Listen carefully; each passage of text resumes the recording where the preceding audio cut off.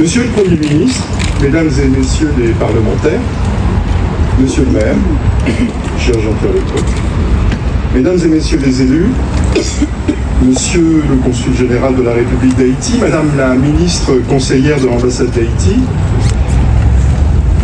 Madame la directrice de France Télévisions Outre-mer, Monsieur le président du CRIF, cher Jonathan Arfi, Madame la proviseure adjointe du lycée Carnot, chers amis, élèves et parents d'élèves du lycée Carnot, chers amis du maire, d'abord un grand merci à toutes celles et à tous ceux qui ont bien voulu apporter leur contribution à ce 10 mai 2025, place du Général Catroux.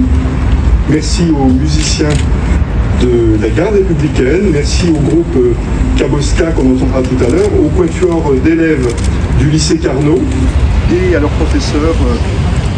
professeur Gilles Archimbault qui a organisé, je le vois là-bas, qui a organisé avec beaucoup de... venez, rapprochez-vous. Madame la proviseure adjointe, on a besoin de vous ici, qui a organisé avec beaucoup de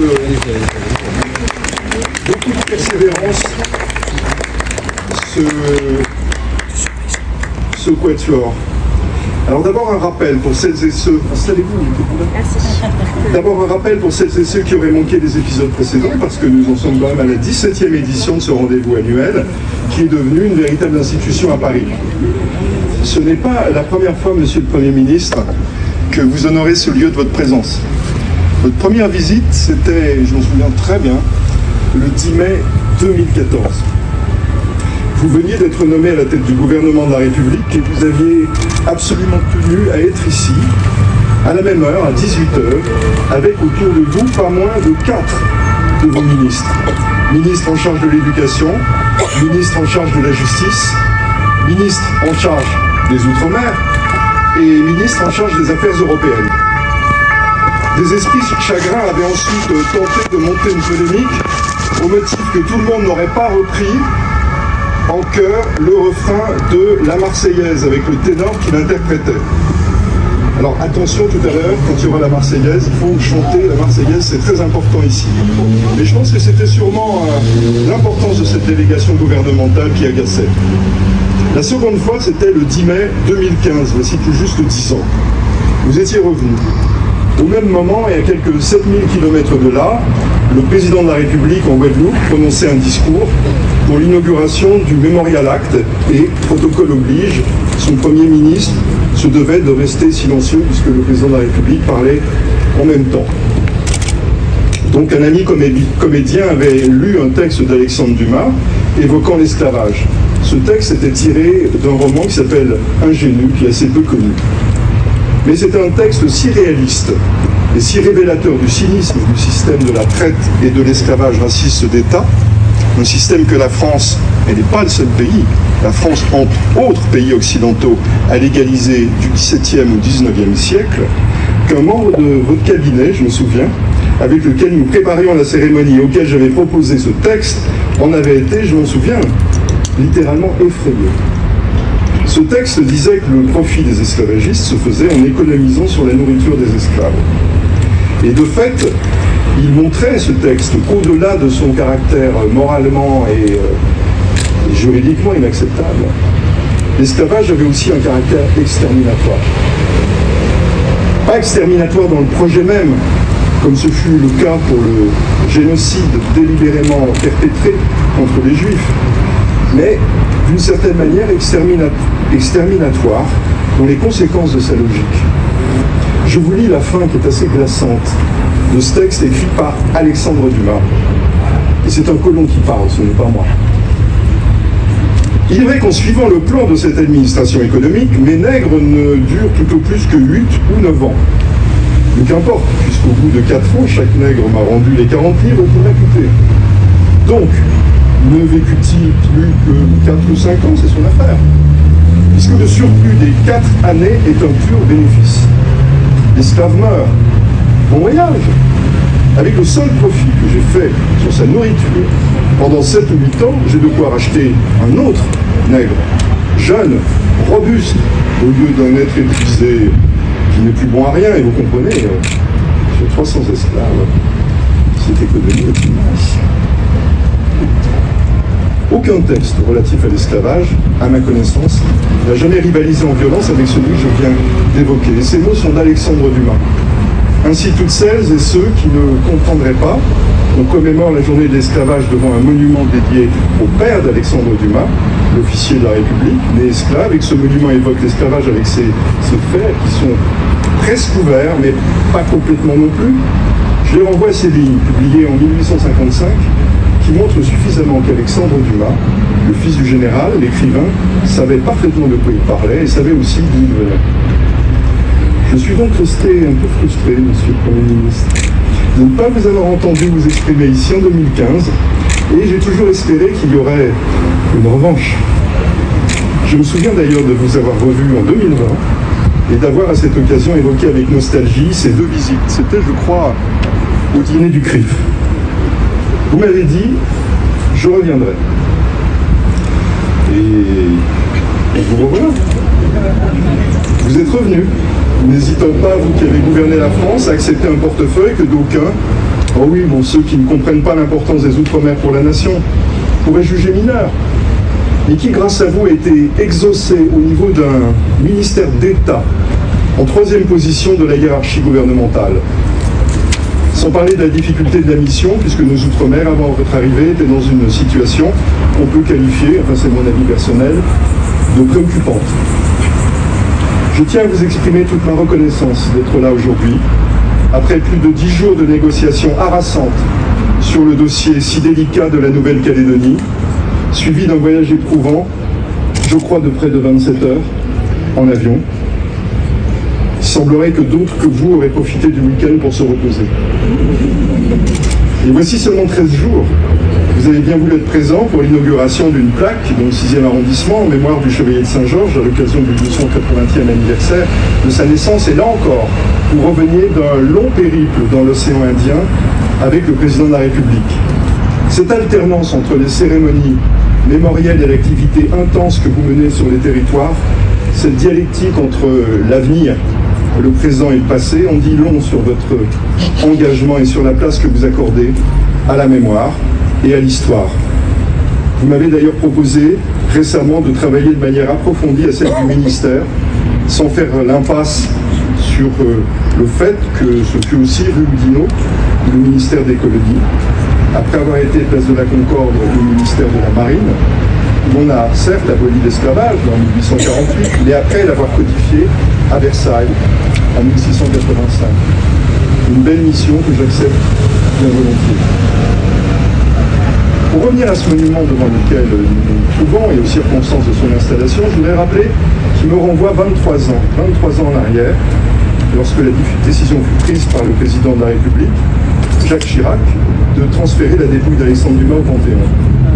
Il m'a semblé alors qu'il serait injuste de ne pas rendre hommage aussi à son père, le général dont personne à l'époque ne parlait. On ne savait même pas qu'il existait. Et à travers cet hommage, de faire le lien entre l'écrivain Alexandre Dumas et l'esclavage.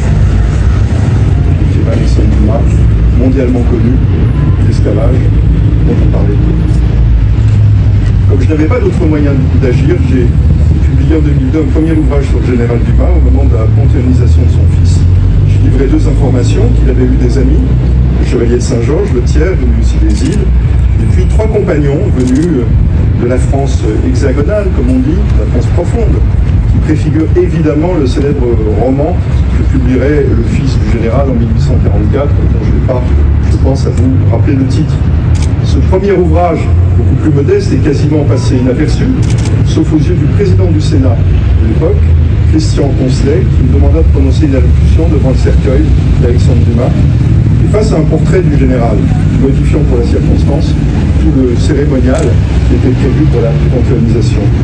La deuxième initiative en 2002 fut de solliciter par un courrier l'ensemble des élus du Conseil de Paris pour réinstaller ici la statue du général Dumas qui se trouva érigée de 1912 à 1942. Les collaborateurs racistes et antisémites la détruisirent parce qu'elle ne cachait rien des origines antillaises du héros. Philippe Seguin fut sensible à ma démarche et le projet de réinstallation d'un monument fut adopté au Conseil de Paris à l'unanimité. Après 7 ans d'efforts que j'accomplis pour que le vœu soit suivi d'effet, parce que des vœux, il y en a souvent beaucoup, mais qui ne sont pas tous suivis d'effet, ce monument fut installé au printemps 2009 et je l'ai inauguré ici, au côté de Bertrand Delanoë. Il évoque de manière bien visible, trop évidente pour certains, le fait que Thomas Alexandre David de la Palterie naquit esclave dans une colonie française qui s'appelait Saint-Domingue, aujourd'hui République d'Haïti. Et ça, c'était avant de devenir un général intrépide de la République, pas de l'Empire. J'ai donc pensé que c'était là, devant ce monument, qui est systématiquement choisi par la presse quand il s'agit d'illustrer le sujet, et à travers cette grande figure de notre histoire, qui parle à tous les Français, je dis bien tous les Français, de droite, de gauche, des extrêmes, de partout, qu'il faudrait commémorer ce 10 mai, la journée de mémoire de l'esclavage. Et c'est ce que j'ai fait pendant 16 ans, non seulement sans moyens, mais en affrontant chaque année pas mal de traverses. Tout le monde sait, je crois, et voit que j'ai fait cette place, je dis avec modestie, mais je dis quand même, du général Catroux un lieu de mémoire.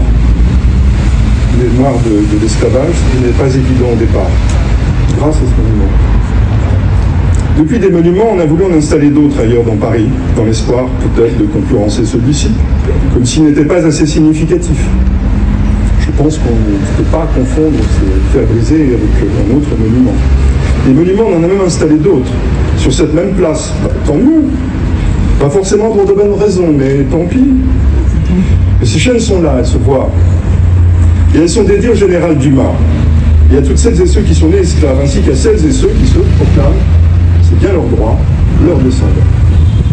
Malgré l'existence de ces fers consacrés au général Dumas, j'ai toujours regretté que le monument initial ne soit pas réinstallé un jour, quelque part, à Paris, ici ou ailleurs. Et j'ai multiplié les démarches dans ce sens, sans résultat, si ce n'est une évocation du sujet par Édouard Philippe au Sénat en juin 2020. Mais il appelait à une souscription, pas à une prise en charge par l'État. Peu après, alors que les statues étaient délimonnés aux Antilles et en Guyane, c'était pas bien. Dans le sillage du meurtre de George Floyd aux États-Unis et du mouvement Black Lives Matter, dans une tribune publiée par le journal du dimanche, le 4 juillet 2020, une tribune que mon ami Frédéric Potier, votre ancien conseiller outre-mer, qui à l'époque, monsieur le Premier ministre, était délégué interministériel à la lutte contre le racisme et l'antisémitisme, a bien voulu co-signer. 4 juillet 2020. J'ai appelé publiquement à réinstaller la statue du général Dumas. Cet appel à mon initiative a été relayé auprès du président de la République par l'un de vos prédécesseurs. Et je sais parfaitement que le président de la République, je peux me tromper, il est favorable. D'autant qu'il était demandé dans ce courrier du ministre que selon la volonté exprimée par Alexandre Dumas en 1838 dans une lettre adressée à des Haïtiens, une copie de la statue parisienne réinstallée soit offerte aux Haïtiens. Il me semble qu'en ce bicentenaire de la reconnaissance d'Haïti par la France, au prix que nous savons, j'ai lu l'article de M. Piketty, ce serait la moindre des choses. J'ai cru comprendre que le président de la République souhaiterait qu'un 3e exemplaire soit installé dans la cour du château de Villers-Cotterêts, là où le général Dumas et son épouse se sont rencontrés le 15 août 1789, 250 ans jour pour jour après la fameuse ordonnance de François Ier. Une rencontre qui était à la mesure de l'attachement du roi François Ier à la langue française, puisqu'elle serait illustrée dans le monde entier par Alexandre Dumas, le fruit de cette rencontre.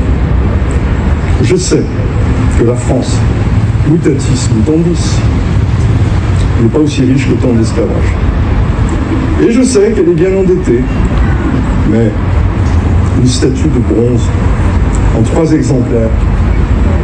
Ça n'est quand même pas le bout du monde, Monsieur le Premier ministre. D'autant que symboliquement, il me semble important que ce geste de réparation et d'hommage, mais aussi de lutte contre le racisme et toutes les formes d'injustice, soit accompli non pas en tendant n'importe comment et en catimini la sébile pour mendier, ce que je ne sais pas faire, et par une prise en charge officielle et un suivi approprié.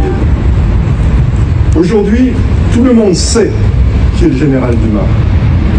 J'ai publié un second livre, une biographie, et puis il y a des projets de films, pas seulement en France. Et puis nous sommes là ce soir. Bref, en l'espace de 23 ans, moi j'ai fait mon travail, mais le compte n'est pas. C'est pourquoi je prends la liberté de vous demander, Monsieur le Premier ministre, en votre qualité de ministre d'État, ministre des Outre-mer, de voir s'il est possible de prendre le relais pour donner au nom et aux frais de la République une suite concrète et rapide au projet de réinstallation à Paris et de l'installation en copie à Port-au-Prince de la statue du général Alexandre Dumas, né esclave dans une colonie française, aujourd'hui République d'Haïti. Le général Alexandre Dumas, père du célèbre écrivain, le général Alexandre Dumas, héros de Brixen et du Petit Saint-Bernard, qui, selon le mot d'Anatole France, a risqué 60 fois sa vie pour la France, qui n'a pas reçu, comme n'importe quel officier ayant fait son devoir, la croix de la Légion d'honneur, qui est mort pauvre, très pauvre, et dont la vie fut un chef-d'œuvre auprès duquel rien n'est à comparer. Vive cette cérémonie de la place du général Quatreau, vive la mémoire du général Dumas, vive nos Outre-mer, vive la République et vive la France.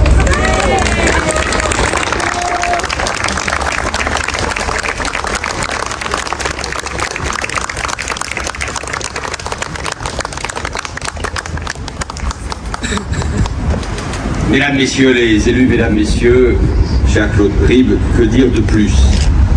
Sinon rajouter ces mots, les blessures de l'esclavage ne sont pas cicatrisées, elles sointent encore, elles sont là dans les silences, dans les regards, dans les mots qui n'ont pas été dits, dans les corps qui portent encore les stigmates.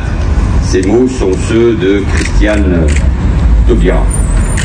Je crois que cette phrase, 10 ans plus tard, résonne toujours avec beaucoup de force, tant elle dit la vérité d'une blessure encore vive et d'une douleur toujours présente que nous devons rappeler en ce 10 mai, mais que nous ne devons jamais oublier. Être parmi vous, tel donc, si on reste avec Alexandre Dumas, le comte de Monte Cristo, revenant quelques années après, c'est pour moi une manière de participer à cette initiative qui vise à penser cette plaie et à commémorer cette journée nationale des mémoires de la traite, de l'esclavage et de leurs abolitions. Et merci à tous d'être là et merci, cher Claude Ribes, de l'avoir organisé malgré toutes les difficultés que vous rencontrez tout les ans. Cette journée n'est pas simplement un moment de commémoration, c'est un acte de vérité, un acte de fidélité à notre histoire et de responsabilité envers notre avenir, et peut-être avec un regard vers la jeunesse. Commémorer, nous faisons beaucoup en France, c'est honorer le devoir de mémoire, c'est continuer de donner une voix, une mémoire douloureuse, mais à laquelle nous devons faire face avec lucidité et avec honnêteté. Commémorer, au fond, c'est refuser le confort de l'ignorance et c'est faire mémoire, tout simplement pour faire justice, pour redonner aussi de la dignité. C'est aussi refuser ce silence assourdissant, entretenu des décennies durant, comme un voile posé sur une réalité insoutenable, celle qui est derrière nous, faite de violence, de déshumanisation, vous l'avez rappelé, de marchandisation des vies humaines. Ce crime, ces crimes, l'esclavage contre l'humanité. Une réalité qui pourtant est bien là, comme une marque indélébile. Et entretenir la mémoire, c'est aussi, à travers ces visages, connus ou anonymes, honorer les résistances, les combats et aussi les victoires. Rendre hommage à celles et ceux, hommes, femmes, nous avons beaucoup parlé des femmes ce matin, dans le jardin du Luxembourg, qui au cœur même du système esclavagiste, pensé, organisé, codifié, ont trouvé en eux la force de se dresser, de lutter, de conquérir, comme Haïti, leur liberté. Alors faire la lumière sur ce passé, c'est donc éclairer notre avenir. C'est transmettre un récit fidèle, sans complaisance, sur ce que fut l'esclavage, sur ses implications, sur ses conséquences qui perdurent encore aujourd'hui. Alors, transmettons sans relâche, et c'est aussi, parmi d'autres, ma mission, ma qualité de ministre des Outre-mer. Transmettons pour bâtir la société de demain, une société enfin réconciliée avec toutes ses mémoires, et transmettre pour que le mot égalité ait un sens universel. Et cela commence toujours par des dates. Et ces dates sont au fond des lanternes sur le chemin qu'il nous faut bâtir. Il y a ce 10 mai donc. Il y a le 23 mai, la journée nationale en hommage aux victimes de l'esclavage colonial. Cette date fait écho au 23 mai 1848, lorsque l'abolition de l'esclavage, décidée par le fameux décret Schoeller le 27 octobre 1848, est devenue une réalité en Martinique. Elle fait également écho à cette marche du 23 mai 1998, avec en tête Emmanuel Cordien et d'autres, qui a contribué à l'éveil des consciences. Il y a aussi le 27 avril à Mayotte, le 22 mai en Martinique, le 27 mai en Guadeloupe, le 10 juin en Guyane, le 20 décembre à La Réunion. Dans nos Outre-mer, ces mémoires ont d'abord été portées par les peuples. Grâce à leur engagement, à leur détermination, la République a reconnu progressivement cette mémoire, ces mémoires. Ce sont nos concitoyens ultramarins, dans l'Hexagone, hier en métropole, mais dans ces territoires, qui les premiers ont brisé, grâce à des hommes comme vous, ont brisé le mur de silence, affrontant ce que Aimé Césaire appelait les bouches cousues. Par leur mobilisation, leur lucidité, leur exigence de justice, ils ont poussé la France, la République, à sortir de l'amnésie. Et ces dates constituent un archipel de mémoire et d'histoire commune, qui aujourd'hui progressivement sont davantage connus. Et une histoire en 1000 visages, reflétant l'universalisme et le pluralisme de ses souffrances et de ses combats. En honorant ces dates, nous faisons œuvre donc de vérité que j'espère être la plus complète, même si je suis conscient qu'il y a encore beaucoup de travail à faire. En les portant dans l'espace public ici même, à l'occasion d'un rassemblement ouvert, nous faisons vivre donc la mémoire. Ce calendrier commémoratif, parfois critiqué, mais utile, indispensable, nécessaire, tant aujourd'hui l'actualité, les polémiques absurdes, la violence des débats publics, la bêtise, efface ce qu'est notre histoire. Ce calendrier permet donc de faire vivre toutes ces mémoires nourries par les initiatives associatives, les travaux scientifiques, les historiens, les engagements citoyens. Et je veux donc saluer votre action déterminée, cher Claude, en faveur de la mémoire et de la reconnaissance historique. Votre travail est salutaire pour faire connaître ces récits trop souvent oubliés, alors même qu'ils doivent prendre toute leur place dans notre récit national. Je me rappelle le monument que nous avons inauguré pour le Chevalier Saint-Georges ou le Général Dumas à Évry quand j'en étais maire, et dans une ville très jeune, aux multiples origines, toujours important de qualifier ces événements et de rendre hommage à de grands personnages. Chacun, d'une certaine manière, peut s'y reconnaître et éprouver donc de la fierté et de la dignité. Ces souffrances subies, ces horreurs commises sont ineffaçables. Mais nous devons mener bataille pour retisser, pour reconstruire, dépasser.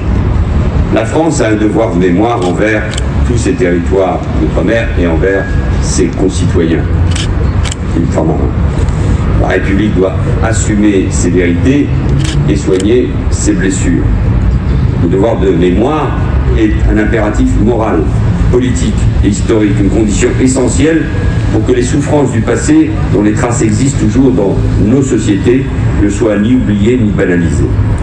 Et la mémoire nous arme, devrait nous armer, car il y a parfois, je pourrais être pessimiste, contre le racisme, l'antisémitisme et la haine des juifs, la haine de l'autre tout simplement, contre les préjugés et les discriminations. Et je salue d'autant plus votre combat, Jacques Laudry, que vous n'avez jamais opposé ces différents combats, au contraire, vous avez toujours rassemblé comme une exigence pour la République.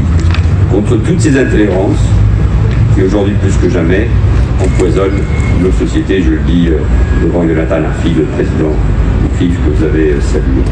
La mémoire donc n'est pas un repli sur le passé, contrairement à ce que l'on croit, mais une force pour le présent et pour l'avenir. Mais le devoir de mémoire appelle des engagements concrets. Il exige des politiques ambitieuses. Il nous faut donc poursuivre votre travail, notre travail. J'étais il y a quelques semaines, vous l'avez dit, ici il y a des jeunes, je pensais que le ministre des Outre-mer soit dans des cérémonies commémoratives, soit dans des avions. Non, non, il travaille.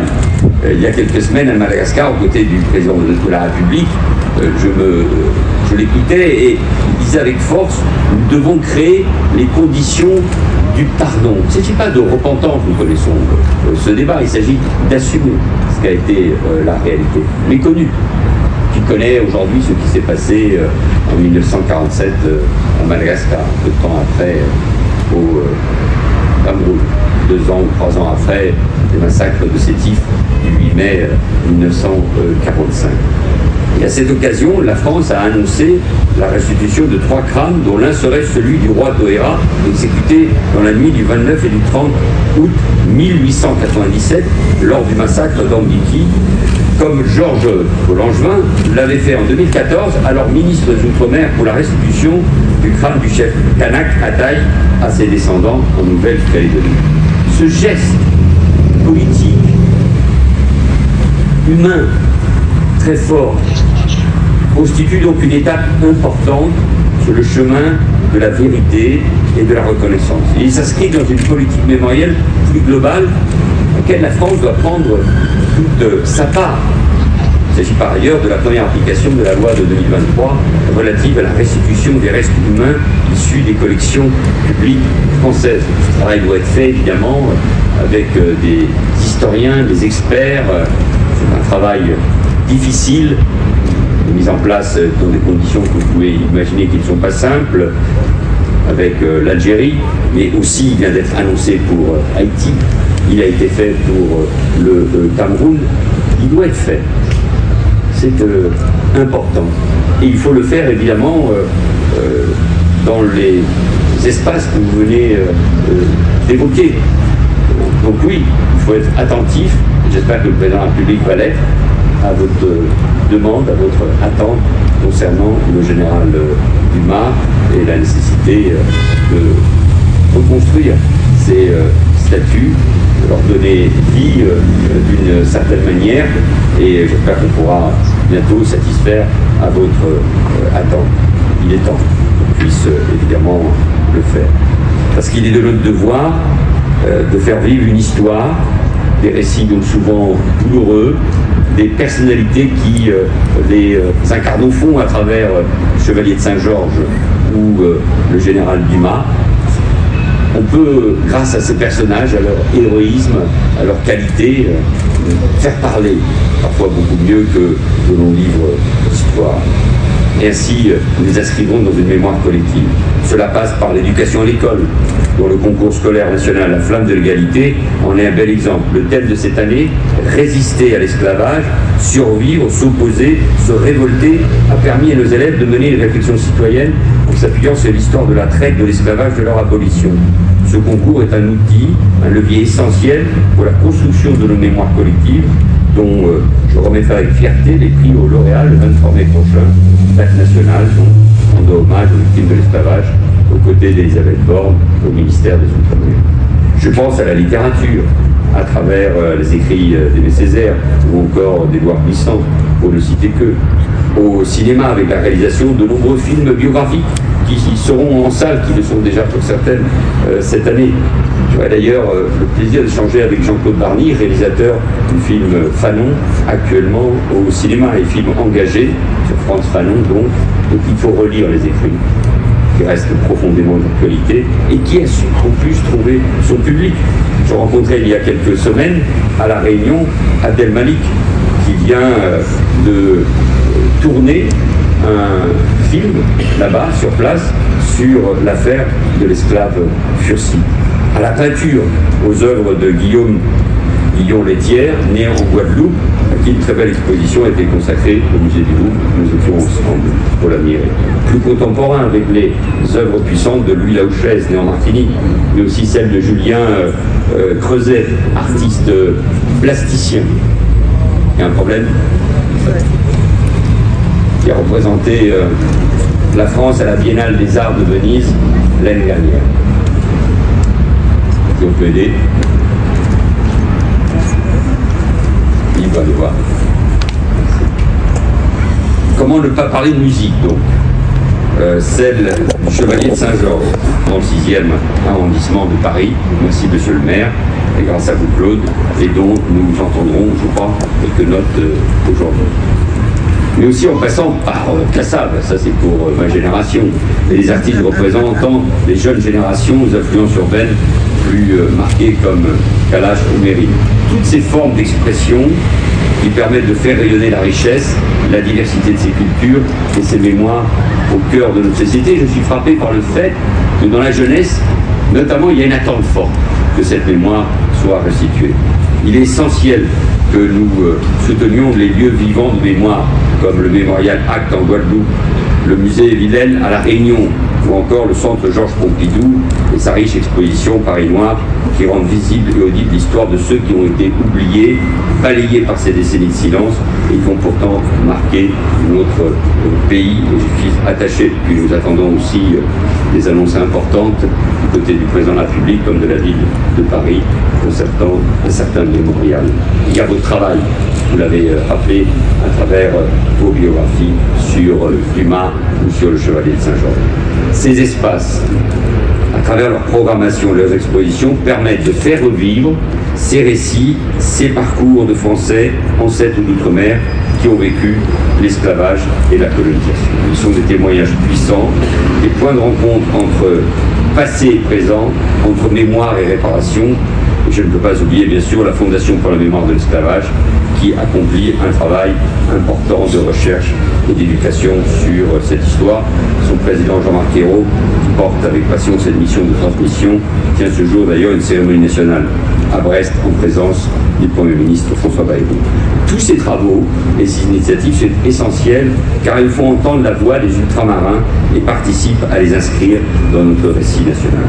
Donc moi je souhaite en effet que le ministère soit à la hauteur de sa mission, celle de mettre en lumière le rayonnement des identités ultramarines, ces 1000 visages de la France qui enrichissent notre pays de leur diversité, de leur histoire, de leur culture. Pour cela, il retrouvera son habituelle fête de la musique et sa fête nationale le 13 juillet. Vous y êtes tous conviés. Je suis également mobilisé pour faire face aux défis actuels qui, pour beaucoup, trouvent leurs racines dans les séquelles de l'esclavage, de la colonisation et des politiques d'abandon, souvent à travers une forme de mépris, une forme de paternalisme qui existe toujours. Je pense bien sûr aux questions économiques et à celles de la vie chère, au rôle d'un certain nombre de grands groupes. Je pense à des décennies de sous-investissement, c'est le cas à Mayotte. Et je pense à la difficulté de construire un avenir commun en Nouvelle-Calédonie. Relisez ou lisez le merveilleux préambule des accords de Nouméa pour comprendre ce qu'a été la réalité de la colonisation dans ce territoire à 17 000 km d'ici. Décolonisation, ça veut dire qu'il faut en sortir par le droit à l'autodétermination et par la reconnaissance de la dignité, tout en construisant bien sûr à tous ceux qui habitent là-bas un destin commun. Et il faut poursuivre sans peur ces engagements, sans relâche et sans céder à aucune pression à ceux qui voudraient effacer ces histoires. Vous savez, très souvent, quand on regarde les choses, nous, les hommes et les femmes blancs, parce que c'est ainsi que parfois il faut souligner les choses, nous nageons comme des poissons sans comprendre ce qu'est la réalité de ceux et de celles qui ont pu subir le racisme, l'opprobre ou qui portent encore cette histoire. La mémoire, donc, lorsqu'elle s'inscrit dans l'action, quand elle cherche la vérité est notre clé de réconciliation. Et cette réconciliation ne peut être fondée que sur la vérité, sur la reconnaissance des souffrances, sur la valorisation des cultures longtemps méprisées. Et je veux essayer, à ma modeste place, de réconcilier pour poursuivre l'écriture de notre histoire commune et d'un dialogue renouvelé et apaisé. Césaire l'écrivait là aussi, une civilisation qui s'avère incapable de résoudre les problèmes que suscite son fonctionnement est une civilisation décadente. Si l'esclavage a été aboli, les servitudes ainsi que d'autres formes d'asservissement ont persisté. Et dans notre société, les inégalités, les discriminations, le racisme, l'antisémitisme demeurent. En 2015, il y a 10 ans, je parlais d'un apartheid territorial, social, ethnique qui minait notre pays. 10 ans plus tard, malgré nos efforts, cela est toujours vrai. Nous devons donc continuer à nous battre contre les fractures qui nous affaiblissent et contre toutes ces ingérences qui nous divisent. Les discours de haine, l'intégrisme, l'obscurantisme et le communautarisme ne sont qu'une forme de servitude pour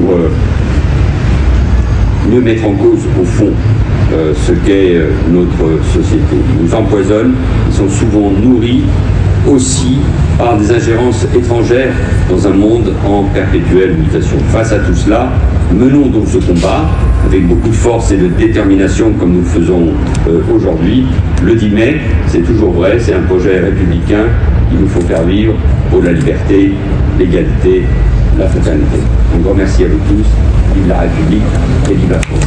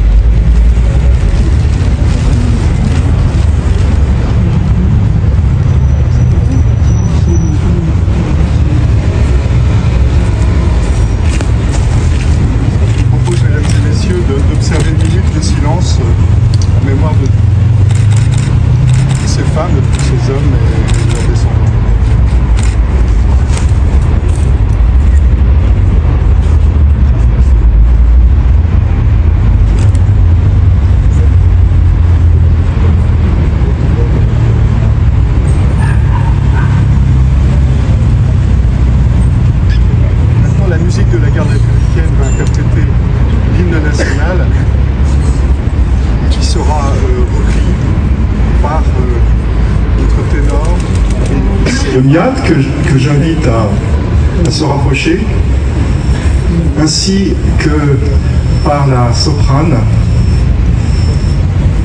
Déborah.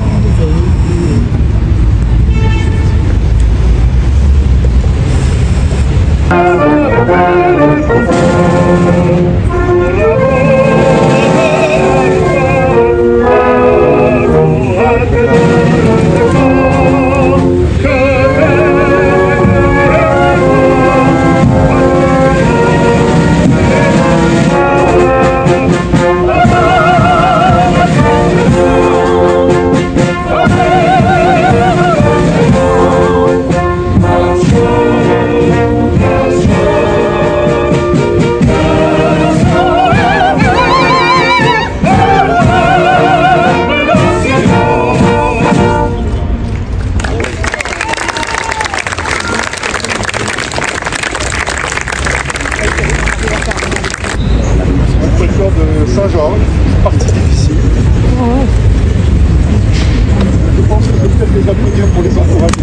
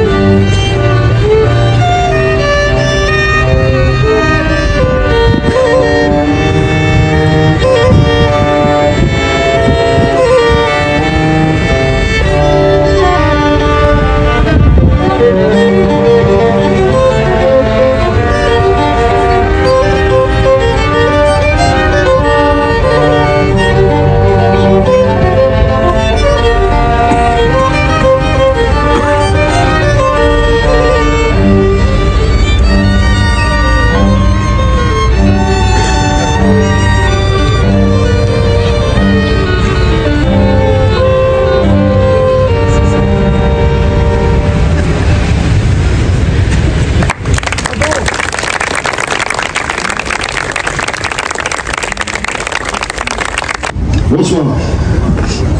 Bonsoir. On est Kaboska. Kaboska.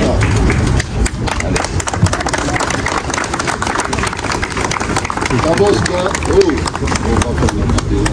Kaboska, ça veut dire la cabosse. Tout le monde aime le chocolat. Donc c'est la cabosse du cacao. Et quand vous cassez, vous coupez la cabosse, tout ce qui est dedans, c'est comme ça, c'est collé, c'est les graines de la cabosse.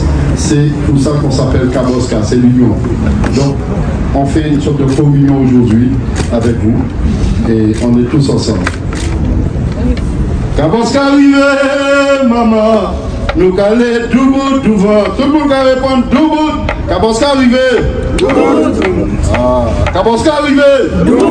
Kaboska arrivé. Quand on a l'ambissonné, quand on a l'ambissonné.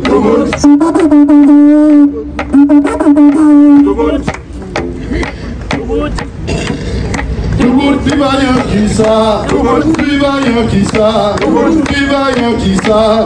Kaboska arrivé, tout grand messieurs, tout grand messieurs.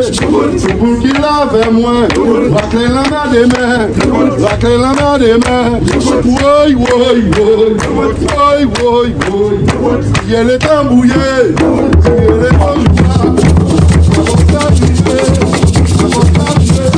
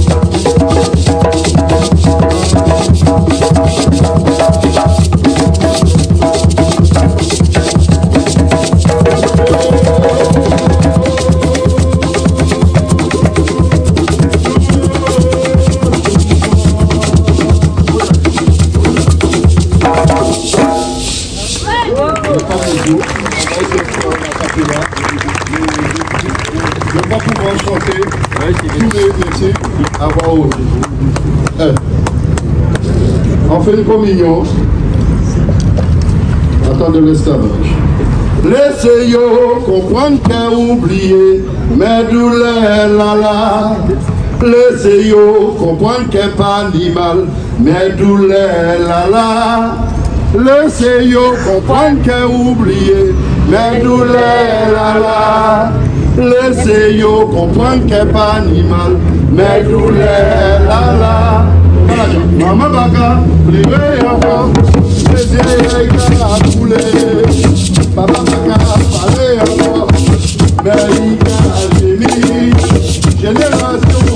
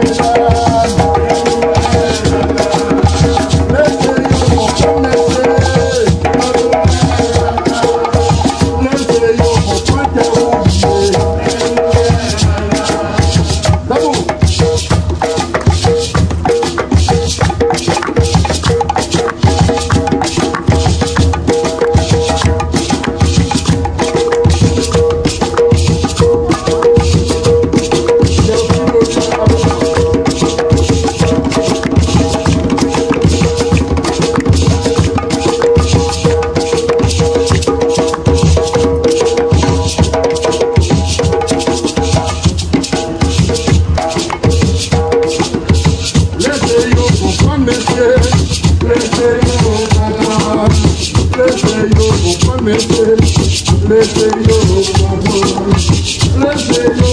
messieurs, laissez-nous comprendre, qu'il n'y a pas de douleur.